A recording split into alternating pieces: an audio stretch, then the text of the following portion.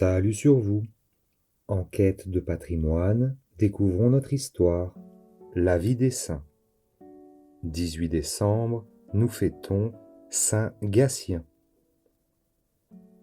Gatien, disciple des apôtres, fut envoyé dans les Gaules, à Tours, dans le même temps que Trophime à Arles, Martial à Limoges, Saturnin à Toulouse, Denis à Paris, Paul à Narbonne, Austremoine en Auvergne. Il eut à combattre à la fois le druidisme gaulois et le paganisme romain.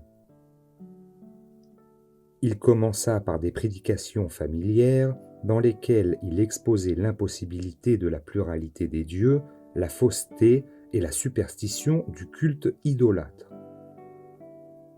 Il présentait ensuite à ses auditeurs les lumières de la foi évangélique sur l'unité de Dieu, sur la Sainte Trinité, sur l'incarnation du Verbe divin et la rédemption du genre humain, sur le jugement dernier, les peines et les récompenses éternelles. Puis, il substituait prudemment le culte chrétien aux cérémonies païennes. Le paganisme s'émut et employa tous les moyens pour étouffer dans son germe le christianisme naissant. On interrompt les instructions de l'apôtre, on le dénonce au magistrat, on le maltraite, on le menace de mort. Gatien se cache dans une espèce de grotte comme il en existe encore beaucoup qui servent de maison ou de cellier aux environs de Tours. Ce sont des souterrains pratiqués et construits dans le flanc des coteaux, le long du Cher et de la Loire.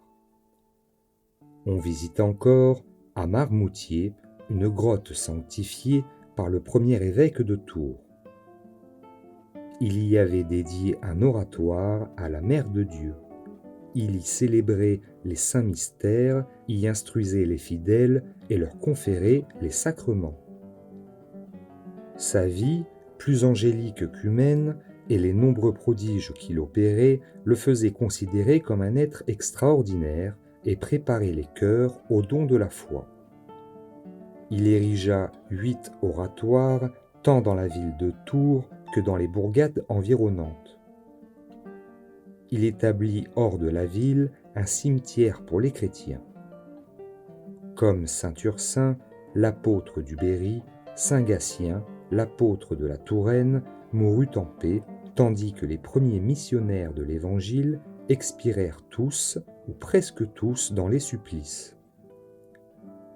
Il fut enseveli dans le cimetière chrétien, au lieu où s'éleva plus tard l'église de Notre-Dame-la-Pauvre, appelée depuis, à cause de son précieux trésor, Notre-Dame-la-Riche.